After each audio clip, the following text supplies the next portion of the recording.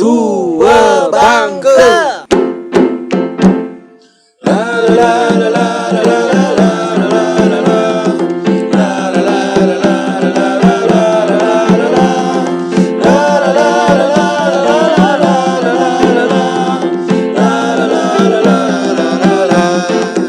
Dua Bangka tak sadar tua nak jadi apa, kerja menggila asyik berkubang di tengah hari macam berang-berang.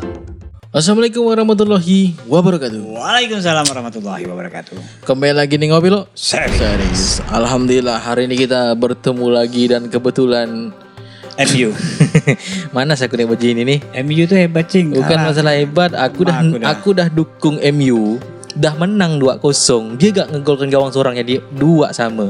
Hanya itu sejarah klub yang bermain di Liga Eropa. Apapun itu. Seri. Dia hanya satu klub yang bisa cetak gol. Apapun itu MU nomor 1. Jadi kalah. Aku dulu fanatis MU. Enggak, kok MU lah dia. Tapi kalau misalnya dengan skor 2 sama dan pemain MU sendiri nyetak gol pun panas kak. Pokoknya MU lah dia. Kalau MU digolkan sama lawan, aku terima. Tapi dia kan golkan semua. Tapi dia semua yang golkan. Gol saking produktifnya tuh. Dia ngegolkan gawang seorang. Aduh, mantap. Selain ngomongkan MU, ada gak rasa nak kita omongkan cerita warung kopi kita ni, ngomongkan tentang bola seorang? Nah, kita malam ini mau ngomongin tentang bola kita. Karena itu filosofi MU tadi. MU menang 2 sama dengan dia ngegolkan diri dia seorang. Pokoknya dia tak gol. Bukankah seperti itu kita sekarang, menyetak golkan ke gawang kita sendiri? Iya. Yang penting gol tercipta. Gol tercipta. Tidak bisa ketangkap, itu urusan penjaga gawang. Karena aku agak sedikit merisau masalah Piala Dunia kemarin. Kenapa kita tidak bisa menjadi tuan rumah? Padahal itu kan udah dibicarakan jauh-jauh hari. Apa udah zaman-zaman dulu waktu ditunjuk tuh Indonesia sebagai ketuan rumah U20 Piala Dunia kan. Nah langsung ada yang protes tuh. Ada yang protes karena gak bisa nih karena ini gini-gini. Jadi tidaklah bangun lapangan bola yang gimana standar Eropa. Kemudian bangun gimana kali kita itu kan ibarat kita bayar pajak nih kan. Bayar pajak kan hanya untuk biar kita bisa menikmati dampaknya kan. Bikin event segala macam kan dampak dari pajak kita kan untuk.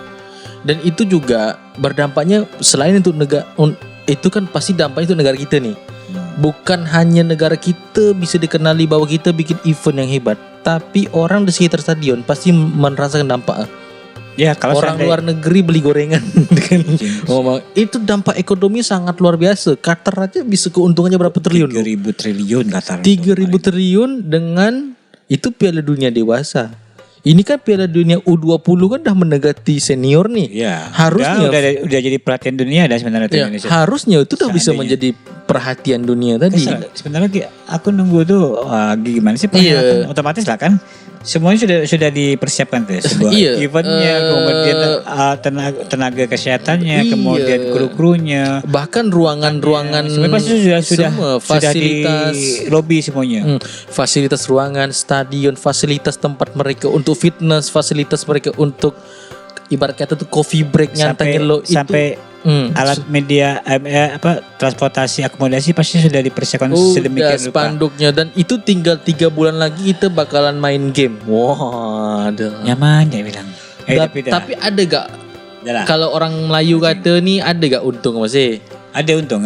Untung kita kena kartu kuning. Untung kita tidak kena kartu merah. Karena hanya sanksi administrasi ya. Karena di tahun 2015 saya mohon maaf kalau salah sebut itu kita pernah kena ban loh. Kena kartu merah. Kena kartu merah udah. Turun jauh dah tuh bola. Turun jauh. Begitu kita udah mulai naik nih. Kena lagi. Hampir kena kartu merah. Untung dikasih kartu kuning. Itu Melayu bilang ada untung. Jadi itulah dia. Pokoknya Indonesia ini bikin surprise luar biasa. Itu tadi yang saya bikin surprise. Di mana-mana orang nunggukan bola. Ketika ditunjuk jadi penyelenggara Piala Dunia, suka negara tersebut. Iya, walaupun kita menjadi walaupun kita menjadi peserta jalur giveaway, tapi untuk bermain di situ itu ada pengaruh. Misalnya kalau pemain bola untuk masuk ke Piala Dunia kita perlu kualifikasi kan, harus menang Seleksi, kan. ada Salah satunya untuk menjadi tuan rumah juga ada seleksinya. Artinya kan kita masuk kualifikasi nih. Fasilitas kita diperhatikan. Diperhatikan. Kita udah masuk kualifikasi tersebut. Panjang dan prosesnya itu panjang sangat prosesnya. Mau jadi penyelenggara tim Piala Dunia itu enggak segampang itu. Nah, ketika sudah memang sih Cing, waktu ditunjuk sebagai penyelenggara Piala Dunia kan kita tidak tahu pesertanya siapa-siapa yang masuk. Iya. Rupanya Israel masuk pula. Karena itu tuh yang bikin heboh tuh karena ternyata secara diplomatik negara kita tidak ada menjalin hubungan diplomatik. Sama Israel. Tapi itu memang berat juga gitu. Kalau menurut ini opini kita ini kan tidak tahu ngapa-ngapa gitu kan. Tahunya kita perhelatan itu terjadi, rupanya di balik itu semua memang secara diplomatik kita tak ada hubungan sama Israel. Cuma ketika dia mendirikan ada perhelatan itu tadi, otomatis bendera dan lagu kebangsaannya dinyanyikan. Iya. Itu masalahnya. Gitu. Artinya kita tidak kesananya boleh enggak seandainya lagu negaranya yang bendera dinaikkan. FIFA mau enggak? Kan ada opsi juga kalau dia mau main di Piala Dunia kita, dia mainnya di Singapura. Ada opsi. Opsi itu ada. Yang sedang diperjuangkan Pak Erick Thohir kemarin. Tapi itu isu yang saya dengarkan. Belum tentu benar adanya, tapi saya sempat baca artikel. Tapi kan isunya seperti itu. Udah positif lah kan? Isunya positif ke Argentina ya? Pindah ke Argentina sekarang. Logikanya gini, ini persepsi opini masing-masing. Opini saya bahwa takutnya mereka main itu budak kecil yang umur 17 tahun ke atas, di bawah 20 tahun mereka hanya datang untuk main bola, bukan jenjeng bawa senjata. Seharusnya menurut saya ya kau hati lah kau nak main gitu kan. Tapi ada opini lagi menurut saya, tapi susah juga dia nak main karena ada aturan Kemenlu ada nomor 151 bahwa dia tidak boleh main di tempat kita. Saya tak hafal tapi bukan main. Jadi kalau merujuk dari peraturan Kemenlu nomor 3 tahun 2019 151 kalau tidak salah ya. Membahas hubungan Indonesia dan Israel, berikut bunyinya nih. Ada bunyinya di poin 151 nih Cing. Di poin 151 kita cukup bacakan dua poin pertama ya. Poin A macam mana poin A? Ini tidak ada hubungan secara resmi antara pemerintah Indonesia dan setiap tingkatan dengan Israel. Termasuk dalam surat menyurat dengan menggunakan kop resmi. Suratnya tidak boleh gitu nih. Suratnya tidak boleh. Apalagi pemain. Kedua. Cukup dua itu. Tidak menerima delegasi Israel secara resmi dan di tempat resmi. Oke, cukup. Kita perhatikan di poin nomor 2. Karena kita dibatasi dengan delegasi peraturan ini tadi. Menerima delegasi Israel secara resmi di tempat resmi. Ini permasalahannya. Kita mau bolehkan dia main susah, ada dibatasi oleh peraturan tersebut. Tapi kalau kita pikir opini kan orang 17 tahun yang main, tapi susah kita nih. Tapi masih benang kusut kita sebenarnya, bingung kita apa mau sebenarnya gitu dia tetap, karena setiap perlombaan itu harus mengibarkan bendera dan menyanyikan lagu kebangsaannya. Di poin C ini tidak diizinkan pengibaran atau penggunaan bendera, lambang dan atribut lainnya serta mengumandangkan lagu kebangsaan Israel di wilayah Republik Indonesia. Itu yang agak berat di kita. Kita mau suruh dia main karena dia nak bawa senjata pun sebenarnya bagi kita nak. Tapi karena ada peraturan dari negara tadi dah kayak gitu, berat juga. Artinya kita tidak boleh melanggar aturan yang telah dibikin kita sendiri kan. Itu beratnya. Tapi menurut kita kan sayang sih kita jadi tuan rumah gitu kan. Tapi sampai ada beberapa opini yang menyatakan nih guru. Ada opini bahwa FIFA ini merupakan salah satu politik ganda. Ngapa disebut politik ganda? Rusia menyerang Ukraina, Rusia langsung kena ban. Sedangkan Israel menyerang Palestina, Israel masih berjoget-joget di FIFA tuh. Itu yang agak menjadi tanda tanya nih. Jadi bingung kan kita sebagai kita mau nolak dia, kita kena kartu kan? Jadi kalau seandainya memang kegiatan itu bisa cantik tuh. Jadi Israel itu mainnya di Singapura. Cantik tuh. Sebenarnya ada juga opsi. Tapi tak mau kali ya FIFA ya. Tak mau. FIFA tapi justru gini, saya punya opini lain guru. Jadi kalau finalnya di finalnya kemungkinan Israel ya. Israel masuk jadi, final. Finalnya jadi Singapura. Karena setiap pertandingan Israel ya di Singapura. Di Singapura atau yang diuntungkan ya Singapura sebenarnya. Bagi untungnya di Singapura. Karena FIFA enggak mau, karena kita sebagai tuan rumah kita yang tanggung jawab di situ.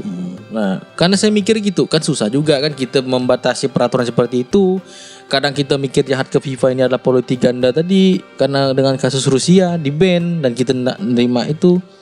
Padahal Israel juga nyerang Palestina. Tapi mikir lagi. Itu coba Jadi kan kita kusut cerita benar kan. Kemana arah kita sebenarnya? Kemungkinan itulah ini udah tingkat atas dah nih. Kita tidak tahu nih. Satu sisi kita mendatangkan apa yang namanya akan bertumbuh ekonomi. Ekonomi di Indonesia akan bertumbuh dengan terlaksananya Piala Dunia U20. Nah, ketika dia ini tidak jadi, otomatis udah persiapan tuh pasti tuh. Contoh lah, ya, yang bagian lightingnya, sound systemnya, semuanya, pokoknya yang berkaitan dengan event, penari-penarinya, artis penari, semua pasti sudah persiapan tuh. Bahkan udah bikin lagu, yang megang lagu tersebut, proyeknya adalah Eka Sugiwana, White Genius. Udah jadi lagunya tuh, udah diupload malahan, sampai dihapus lagi dah. Lagunya udah dihapus dah. Udah dihapus sama. Karena yang namanya kita nggarap lagu, apalagi eventnya internasional itu pasti mahal banget guru. Wow, mahal. Sekelas Kubur Raya aja lumayan juga mahal ya, apalagi event internasional ya. Iya kan? Siapa sih yang nyanyi itu masalah tuh siapa? White Genius grupnya. Ada cewek tuh. Bukan siapa tuh? Itu grupnya itu Reza Arab dengan Eka Gustiwana. Saya enggak tahu penyanyi siapa, pokoknya itu White Genius. Aduh, cewek penyanyinya itu. Theme song itu. Jadi lagunya pun udah di blacklist dah, udah ada lagi, udah dihapus dah. Iya, udah dihapus. Karena Piala Dunia batal di Indonesia. Dan berharap nanti kalau Piala Dunia di Indonesia ada lagi, Israel kalah ya lah ikut. Sebenarnya ada opsi lagi. Karena kan memang rugi. Ini ada Peru nih. Peru kan ditunjuk menjadi tuan rumah Piala Dunia U17 dan Israel tidak mengikuti itu. Karena apa pula Israel ikut? Ya karena tidak lolos mungkin. Ini ada peluang sebenarnya Indonesia nih. Ada opininya Indonesia berpeluang untuk menjadi tuan rumah U17 menggantikan U20. Tapi Peru di itu yang U17 katanya Peru karena infrastruktur Peru belum siap. Jadi ini isunya nih. Ini belum dia pindah tapi isunya. U17 lumayan bagus. Bagus. U17 itu sebenarnya. Iya. Kalau seandainya memang digantikan sama U17 artinya rakyat Indonesia terobati. Dan nanti kalau seandainya di Indonesia ada lagi, kalau Israel ikut seleksi itu, kita jadi supporter cik. Sebenarnya gini, supporter lawannya Israel. Saya sih mikirnya gini guru. Ada salah satu negara di luar sana itu antar klub. Jadi ini dengan cara cerdas menurut saya. Kenapa sebenarnya cerdas? Klub Israel versus klub Eropa. Jadi klub yang klub Eropa yang lawan klub Israel tadi, dia bentangkan bendera Pancasila, bendera Palestina. Itu cara cerdas guru. Jadi dia main nih. Begitu nengok di tribunnya bendera Palestina tanpa harus rusuh. Itu padunya. Mungkin FIFA mikir kalau pun boleh main situ bisa jadi rusuh.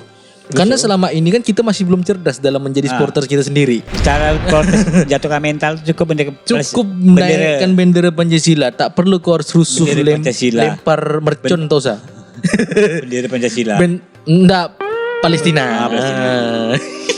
Ya gitu. Tapi gitu. Memang udah itu seandainya memang kalau jadi. Kalaupun tidak support dia kan. Tidak support dia. Ya, cara gitu. Itu cara jangan pakai cara kuno lagi. Peraturan negara ya udah mengaturnya dengan sangat jelas sekali dan kita tidak bisa melanggar aturan itu sendiri. Cuman masalahnya kalau orang Israel mau datang sini terserah dia, tapi dia tidak bisa menggunakan visa paspor gimana itu. Kalau misalnya kalau kita ngayal lah ya, dia bermain di tempat kita. Misal kita tidak boleh bikin rusuh karena itu bikin kita kena ban, tapi balaslah dengan cara yang cerdas. Cara yang cerdas tadi cukup kita kibarkan bendera Palestina tadi. apa ya? Wah, tetap don, yang main tuh don. Perasaan orang Palestina, perasaan orang Israel kena gitu kan tuh apa lah ya? Mana? Pasti mana? Contohnya klub Israel lawan klub Eropa tadi, klub Israel kalah deh don dia. Karena satu tribun bendera Palestina semua.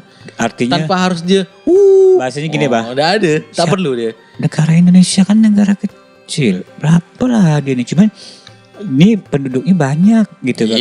Ini sini negara apa sih kok berani lawan aku gitu, berani kaya raya dengan menentang ini gini gitu kan.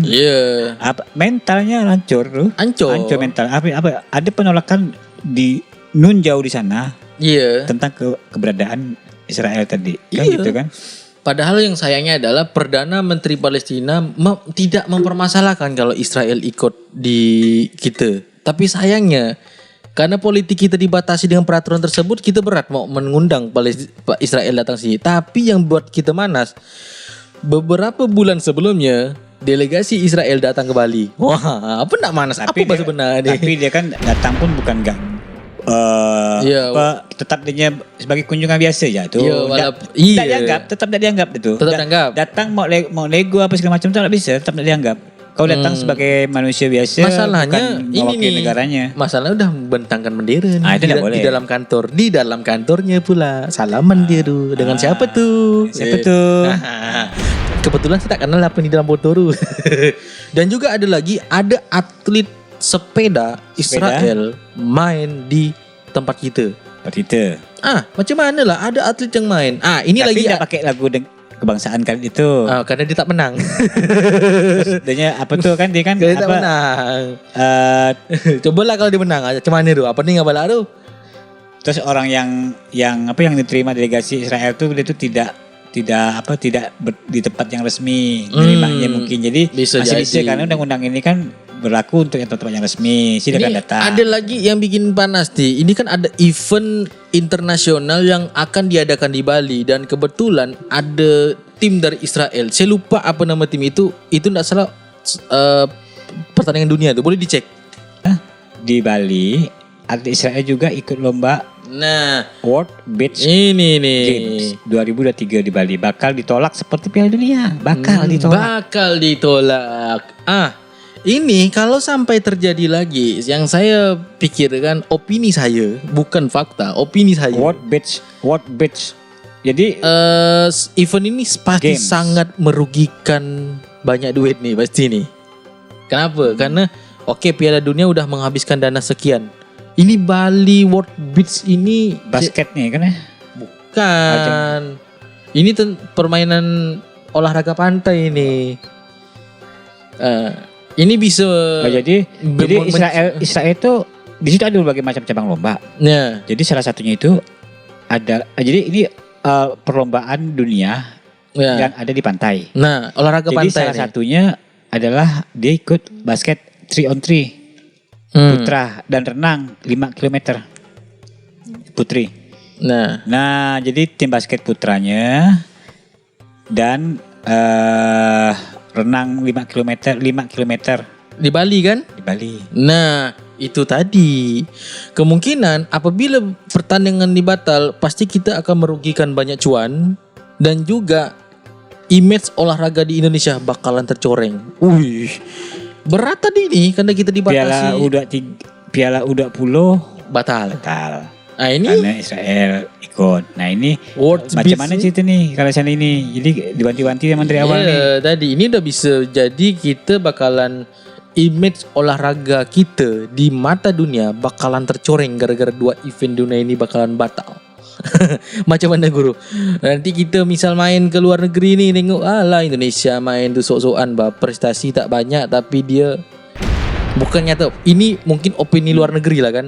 Prestasi banyak sok-sokan pula nak nolak dengan event kita nih luar negeri World Cup lagi hitungan negara. Siapa sih kau ni? Kan pasti gitu pemikiran orang luar negeri. Ini opini nih, ini opini. Kalau kau udah ada aturannya, kami ada aturannya. Paling kalau kita mau balas dengan bahasa kita kan kau tak ada aturan itu. Kami ada. Kau ngakui kami tak ngakuinya. Gitu kan itu kan balasan kita nih.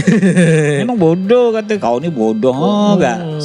Sampai wartawan Israel kan mengatakan bahwa Indonesia akan merugi besar karena tidak menyelenggarakan Piala Dunia Iya. Memang secara ekonomis gitu, tapi kita sebagai negara yang besar, kita harus taat sama Ini aturan juga yang dibikin pernah sendiri. terjadi waktu zamannya Pak Soekarno. Jadi zamannya Pak Soekarno dulu, dia kan mau kualifikasi Piala Dunia melawan Israel. Dia menolak untuk melawan Israel. Iya. Tapi hebatnya dulu pada zaman Soekarno, dia membuat eventnya sendiri. Wah, aduh. Seharusnya kita kayak gitu lah guru sebenarnya. Kita bisa Kita, bikin event kita, sendiri. kita batal nih sekarang. Kita bisa. batal. Ya. Kita bikin event internasional sendiri. Itu Bisa. padu. Seharusnya. Indonesia mencetuskan bahwa kita akan membuat Piala Dunia tandingan biasanya. Wah, misalnya. Yang sifatnya Asia Pasifik. Iya. Oh. Contoh dulu pernah loh.